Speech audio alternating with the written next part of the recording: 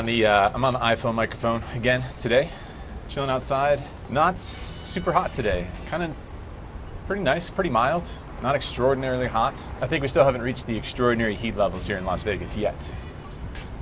But anyway, today is Saturday afternoon. Today's video is actually going to be about Thursday evening. The reason that I needed to do an intro here from Saturday before I finished the editing from Thursday is because it was one of those nights. It was just one of those nights. It was a super fun night. The end of the night did one of these things again. Last time one of these things happened was when I was in Barcelona, and we went out to a couple different cocktails around town. You know, one thing led to another, one cocktail led to another, and eventually the filming, the video recording, the capturing of the evening just kind of trailed off into nothingness. And that's exactly what happened again on Thursday. But it was a super fun day, super fun evening, super fun night, super fun morning. One of those kind of nights, one of those kind of Vegas nights. We went over to the Mirage on Thursday evening, and that's where this video is gonna pick up in just a second here. I'll be coming back to talk about some hands from this location while you're looking at the hands from that evening. Normally I like to do the hands on location. I like to talk about them from the casino. But as you will soon see, the time that I wanted to spend while I was at the casino, I really wanted to spend it either at the table or with some other people after the game was over. So I didn't want to just walk away and start talking about hands into my camera by myself for too long. Our time was kind of limited together with me and the people that we were hanging out with over at the Mirage on Thursday evening. This will all make sense in a second. So yeah, I'm gonna come back here, talk about the hands, and then after all that is over with, wrap up the rest of the evening. All right, next scene, the Mirage. Switching it up a little bit today, doing something a little bit different here at the Mirage. Brad, Owen, and I, we're gonna host a little cash game over here. Sorry about the wind. No idea how many people are gonna show up, so it should be a fun little experiment and a good way to get together with some of you guys and play some poker.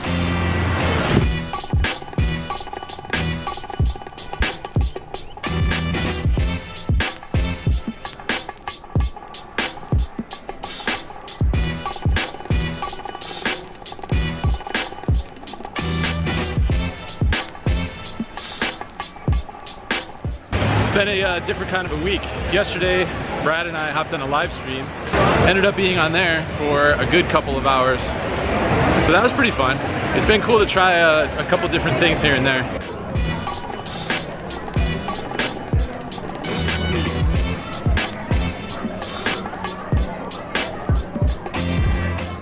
All right, so just gonna get started right away. It seems like the Mirage is gonna be super accommodating for us. We'll probably get 2 tables pretty quickly. First one is already full, so I'm gonna be in there in the back corner here at the Mirage. Brad is on his way now, and he's gonna start the second game. And then I think the plan is to have both of them be main games, 2-5 no limit main games. And halfway through, I think Brad and I will probably swap seats so we can hang out with the other people that are on the other tables. So that's the plan. Aside from that, just gonna hop in there, have some beers, chat with whoever has shown up to come hang out and play poker and drink beer with me. Gonna try to win in the game, but mainly just try and you know, have a pretty relaxed, casual game, aforementioned beers, and it'll be cool to meet some people who are out there on the other side of this camera, other side of this computer, who watch the vlog. All right, let's go. 2-5 no limit, 1K max.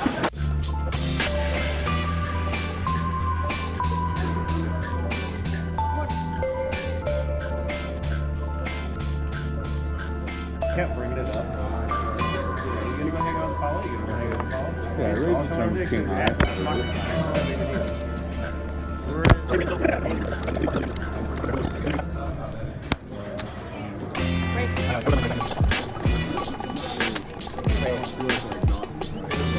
So first interesting hands here, early in the session, very early in the session. There's an early position limp. You're looking at 2 black aces. Make it 20 to go, only the limper calls. So heads up to a flop of king, queen, 9, rainbow. He leads right out for $30. I don't think there's too much point in doing anything other than calling here. There's no flush draw on board, and with one pair here, I think I'm just happy to flat call and see a turn. Turn is not really the turn card that I had in mind. Turn is a 10. This time he leads out again, and he bets $100. Not really shaping up the way I had it in mind. With 4 to a straight out there, it doesn't feel like that great of a situation. It's pretty tough for him to have too much worse here, and we can easily have way better than our one pair hand here that we do have. So I go ahead and let it go. I tell him that I'm going to make a tight fold here. I'm gonna make a tight fold. I also tell him that he'll probably see this one on the blog, and he tells me that he did in fact have a straight. He didn't show it, but he told me. I believe him. There's plenty of other hands that could be beating our one pair hand in this situation anyway. So just let the aces go, move on to the next hand. Pretty good, I guess. 12, 13. Very shortly after that, there's a middle position raised to 20. This player had been opening fairly wide, playing a lot of hands already. I decided to get in there and mix it up with him a little bit. I make it 65 to go, just to his left, put in the 3-bet, folds back to him, and he makes the call. So the two of us are going heads up to a flop. Flop comes ace, 8-6 rainbow. Pretty big whiff for us, although there are some good turn cards for us. We can pick up a lot of straight draws on the turn. So when he checks it over to me, I think a C-bet is pretty mandatory in this spot. I go ahead and bet 55 because I don't think I need to make it that big. It's a fairly dry flop. There's no flush draw on board. And I think I might size my ace X, my good ace holdings similarly. Sure, I could bet a little bit bigger, but I think it's okay to be maybe slightly unbalanced when I'm playing a live game that I've never played with this person before. That being said, they have seen a lot of my videos, so maybe that's not exactly accurate. Anyway, I bet 55, and unfortunately, he makes the call. Turn is a 4, and he checks it over to us. At this point, I think I'm just going to have to give up. I don't think I can just take this one down with brute force. We don't pick up any equity whatsoever, and it seems like a turn card that's much better for him than it is for me, so I go ahead and check it back. River's a 5, which puts 4 to a straight up there. He leads out for $190. Not too much choice here. Jack high. Board seems better for his range than it does for my range. Just going to have to give this one up as well. Anybody call? So this hand is going to have to come with one of my classic Andrew disclaimers. This is going to be one of those situations where it's do as I say, not as I do. This is a spot that's going to be unique to this game, this session in particular. So the straddle is on in this hand. There's an early position raised to 30. There's 2 calls, and we look down at 6 deuce of diamonds. Not exactly the strongest hand you can find in this spot, but I didn't invite some friends over to the Mirage poker room on a Thursday evening to come have some beers and fold lots of hands. I invited them over so we can mix it up, splash around, drink some beers, and play the 6 deuce of diamonds. So I go ahead and make the call. I don't think it's that good of a spot to be flat calling with 6 high, 3 gapper. Not exactly an ideal hand. 3 betting has a lot of merit to it. It's becoming one of my catchphrases. However, in this spot with the early position open to $30 with a straddle on, I think that range is going to be pretty narrow. So I don't think it's that great of a spot to be putting in a 3-bet bluff. Folding is by far the optimal option here. As said though, I'm not looking to make too many folds in this game. I'm looking to mix it up. I make the call and the straddler calls as well. So we got a 5-way flop, which comes 7-6 deuce with 2 hearts. It checks over to the initial raiser. He puts out a bet of $100. Folds all the way over to me. I think this is a pretty good raise situation now. We have plenty of different draws that we can mix in to the raising range here. Some different combos, different combo draws available. Plenty of flush draw, straight draw type hands to go along with our value hands, such as the very clear 6 deuce, which is firmly planted into my range. So I'm going to put in a raise. I make it 320 to go, which leaves me about 350 behind. It's going to be a somewhat tough spot for the initial raiser if they do happen to have an overpair. We're going to have to get it all in. It'll be an easy get in on the turn, and that's what I do. I make it 320 to go, folds back to the initial raiser, goes into the tank for a little bit, thinking about what to do here. Eventually decides on getting it all in. I happily call off, and I give a little bit of a disclaimer in the moment, in the live session as well. I say, You're going to be mad at me if I win this hand. Oh no! you're going to be mad at me if I win this hand. Board runs out offsuit jack, offsuit ace. So maybe a little bit worrisome because now 2 of those big overpairs just got there. However, my opponent rolls over pocket kings. And I go ahead and show, and sure enough, my opponent is none too pleased with me. At least briefly. Definitely stung a little bit there, I think. Not exactly the hand that he expected me to turn over. I think he expected me to turn over the ace-high flush draw and lose in that manner. Didn't expect to lose to the 6 deuce of diamonds. But it's a different kind of game tonight. It's a different kind of game here at the Mirage. We're splashing around, we're drinking some beers, drinking some shots, drinking a lot of different things. 6 deuce comes through versus the pocket kings. Sorry, my friend. I did tell him that I would buy him some beers later in the evening. I think I made good on my promise later on, I'm pretty sure.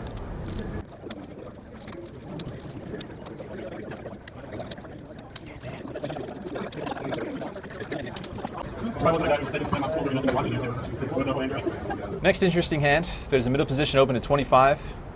It's the same player I've been splashing around with on my right. He makes it 25 to go. I look down at jack 8 of diamonds on his direct left. Seems like a decent 3-bet spot to me.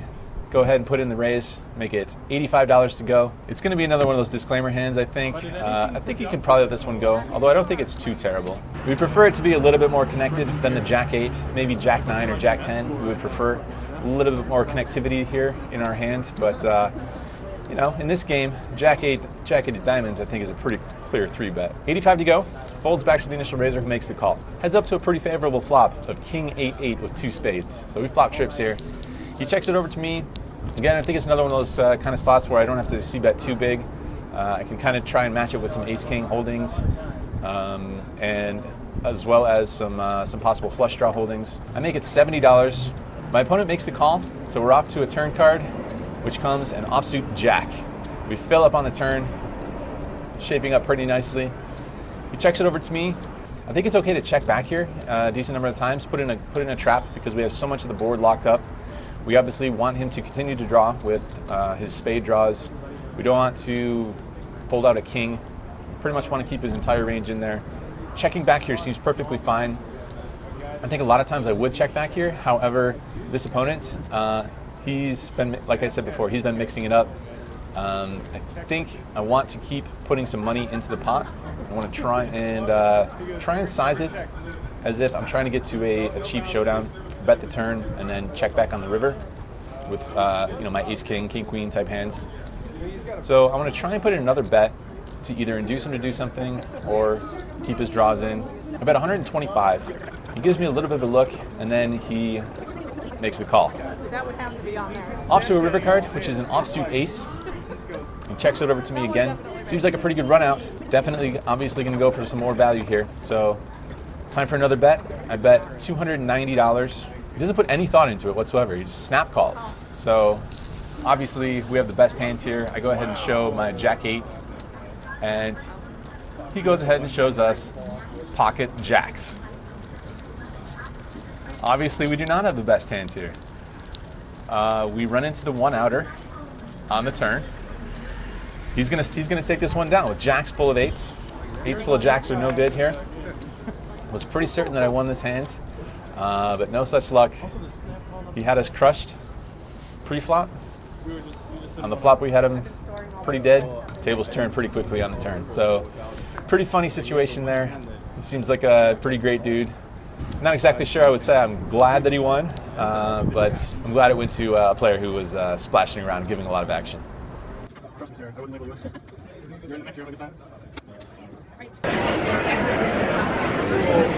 All right, guys, so it's about 20 after 10 right now, and Brad and I have just swapped seats.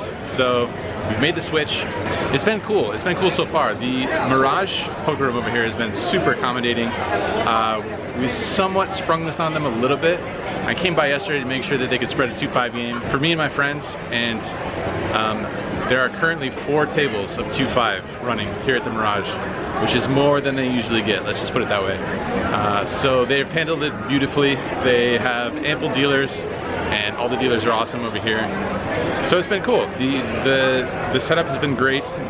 the night is running smoothly, and it's been cool to get to meet a bunch of different people that watch the vlogs and are poker fans, casual or otherwise. And now I'm gonna go hang out with these other guys at this table. So we switched it up. A little bit of a roller coaster here with the 6 deuce hand followed by the Jack 8 hand, but that tends to be the case when you're playing 6 deuce and Jack 8. You're gonna be on a roller coaster, which I'm happy to be on because I'm trying to mix it up here, as I've said. Not looking to knit it up, looking to play some hands and play some pots with these fine folks who came out to have a fun evening around a poker table. All right, hopping back in there. Stuck a little bit, but fun time so far.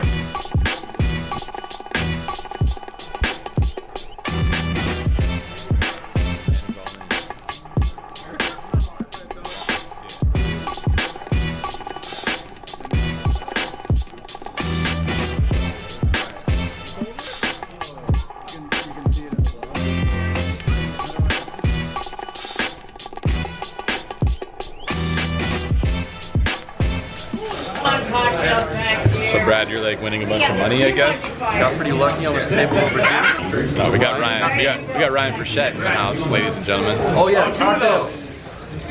Jack, can you let her know? 2 more beverages on the way. Oh, I'm buying drinks for the table over here. We followed your lead over here with the Washington apples. Yep. Good drink for the table. Not too It's much more smooth than what we were drinking last night. We're on the bourbon and tequila, and now we're on Washington apples. I'm gonna do Sambuca over here on this round. That sounds fun. Yep. Very exotic. So Brad's winning money so far. Hopefully he doesn't dust it off. After the Sambuca It'd be nice. I mean, your fans would appreciate it. Yeah. I'm like boringly even at the moment. I feel like I've heard some of the hands you played over at this table. Sounds like it was a pretty interesting session over here. Yeah, I've been talking about that in the vlog. We're on a little bit of the roller coaster, playing some exotic hands. Yeah. 6 deuce I heard about. Heard about the Jack 8 hand. That was a fun one, but yeah. So we're gonna just hanging out. We're gonna be playing another hour and 15 minutes before we head over to the bar, right? Is that the plan? That's about right. See you there.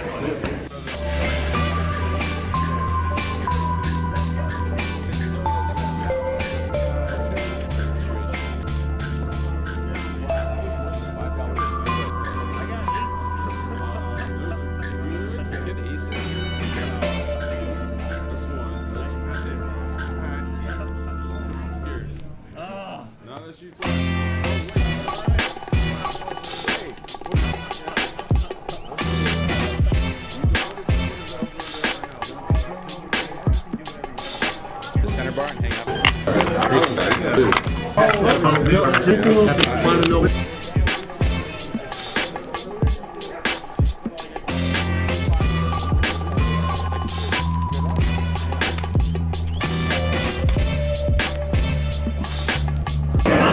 All right, just wrapping up the session here, and we got a pretty good crew right back here.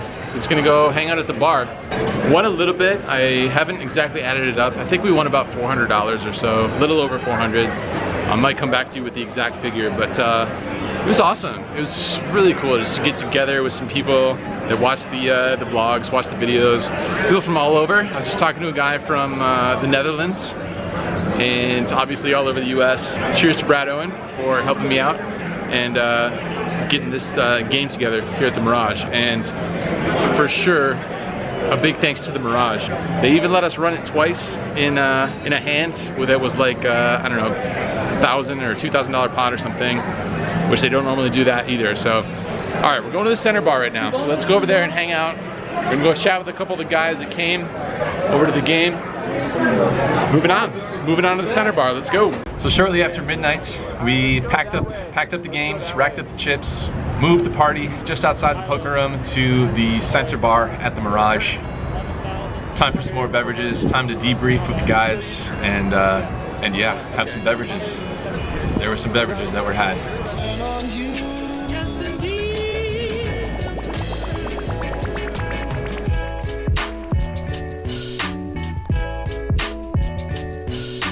I think we had a couple too many beverages, but that was fun. That was a really fun night.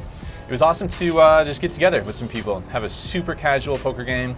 This was an awesome experience. The hangover was not so awesome. That was probably my least favorite part of the whole experience, but it was worth it. I'll take one for the team there. I won somewhere around $400 in the game, spent $240 of that at the bar, which I am happy to disperse. Happy to disperse those winnings as a thank you for anyone who came out to the game. So this will not be a one-off type thing. We're gonna do this again. Not exactly sure when. I need to give my liver a little bit of time to recover. And maybe in a couple weeks or so, we'll fire up another one of these at another location perhaps. Location to be determined. All right, I gotta get back to the grind. I gotta edit all this together now. And then it's time for a little bit of a break from the drinking, back to the proper cash game grind, and then more World Series tournaments over at the Rio, all that stuff. Back to work.